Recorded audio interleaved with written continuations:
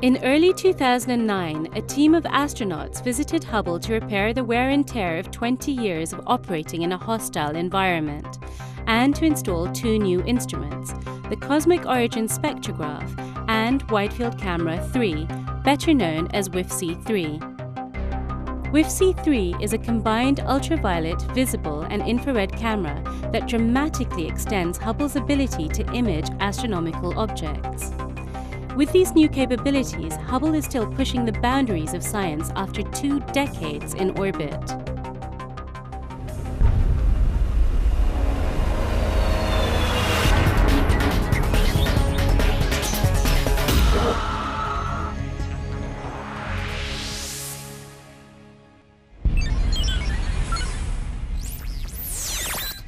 This is the Hubblecast, news and images from the NASA ESA Hubble Space Telescope. Travelling through time and space with our host, Dr. J, aka Dr. Joe Liska. In episode 30 of the Hubblecast, we saw some of the very first pictures to come back from Wide-Field Camera 3, Hubble's newest and most advanced instrument. Today we're going to look at some of the science behind these pictures. We'll find out how this remarkable new camera is helping Hubble to see the invisible, look far back in time, and spot objects further away from us than ever before. WFC-3 was installed on Hubble as a replacement for WFPIC-2, the Wide Field and Planetary Camera 2, which for many years had been the main workhorse instrument on Hubble. Not only do the two instruments have very similar names and look virtually identical, the capabilities of WFC-3 are also in some respects just a tweaked version of those of its predecessor, although with sharper images and a more sensitive light detector. But on top of these incremental improvements, WFC-3 also brings a whole battery of new functions to Hubble that are getting us astronomers really excited. WFC-3 is actually two instruments in one. The ultraviolet and visible light channel is WFPIC-2's replacement, cramming 6 times as many pixels into a similar field of view.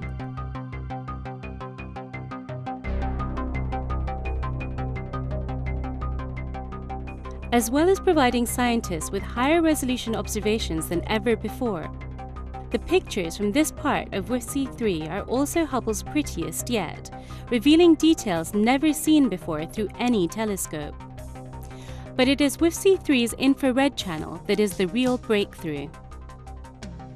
Infrared astronomy is getting a lot of attention right now. It's not just Hubble's new functions.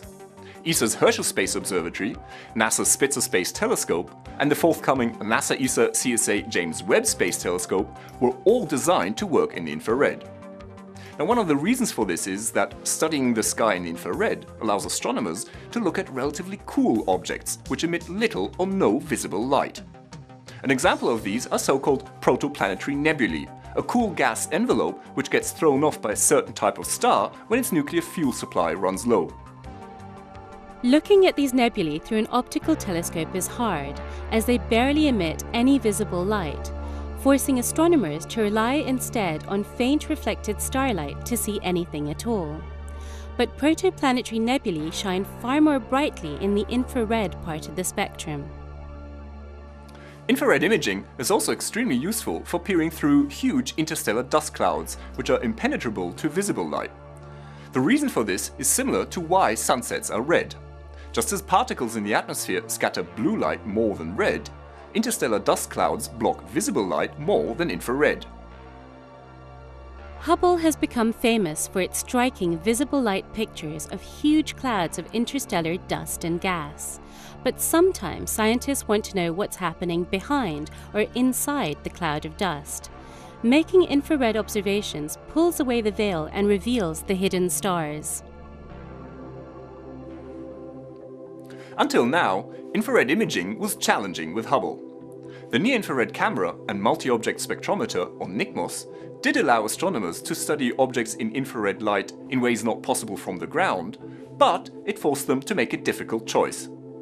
Because its images were small, only about 65,000 pixels, similar to a mobile phone screen, NICMOS produced the sharpest images only if it concentrated on a very narrow field of view. Taking in a wider view came at the cost of losing much of the detail. Along with a much wider field of view and better sensitivity, WFC3's infrared channel has 1 million pixels, 15 times better than NICMOS and similar to what you get on a computer screen. This means astronomers no longer have to compromise between how much of the sky they can observe and how much detail they can study it in. These improvements mean Hubble is now far better at observing large areas of sky, as well as very faint and very distant objects. These are key for the science of cosmology, the study of the origins and development of the universe. Because the universe expands, light waves coming from distant objects are stretched as they travel through space, and their wavelengths become longer. The further an object is away, the more its light is stretched on its journey to us, and the redder the light appears. Hence the effect is known as redshift. Now, for really distant objects, their ultraviolet and visible light is redshifted so much that it goes infrared, literally below red. And that's the reason why infrared imaging is so important for spotting these very distant galaxies. This is the Hubble Ultra Deep Field, a visible light image taken in 2003 and 2004 with Hubble's advanced camera for surveys. The picture is of a little patch of sky almost 100 times smaller than the area of the full moon. It contains no stars visible with the naked eye. But taking a millisecond exposure of this little black speck of space reveals these vanishingly faint, faraway galaxies. Studying the same region with WFC3's infrared imaging reveals galaxies more distant still. Some of these are so far away that they have been redshifted out of the visible spectrum altogether. We see galaxies here as they were many billions of years ago. When the light from some of these galaxies started its long journey towards us, our Sun and Earth had not even begun to form. But what is really exciting cosmologists about WFC3's infrared imaging of the Hubble Ultra Deep Field is not just what's in the foreground, so to speak, amazing as that is, but it's the scatter of tiny faint specks that are just visible in the background beyond these already faraway galaxies. Some of the flecks of light in this fuzzy image are just anomalies within the light detectors, but among them are faint impressions of early galaxies. In this photo, we are looking at some of the most remote objects ever seen. They are so distant and their light has traveled so far to reach us that we see these galaxies as they were 13 billion years ago, when the universe was only about 5% of its current age.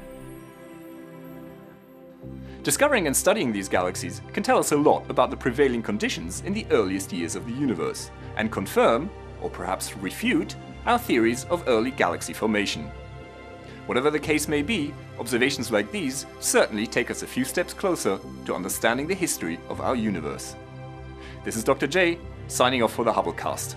Once again, nature has surprised us beyond our wildest imagination.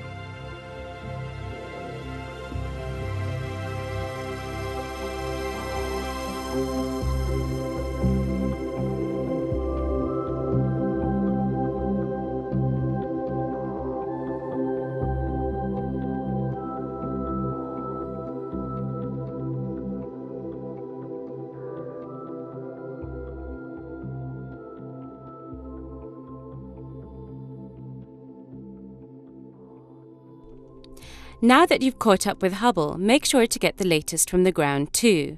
The ESOcast highlights the best of the European Southern Observatory and its powerful telescopes that observe from high in the Chilean Andes, at the Southern Hemisphere's best-known sites for astronomical observations.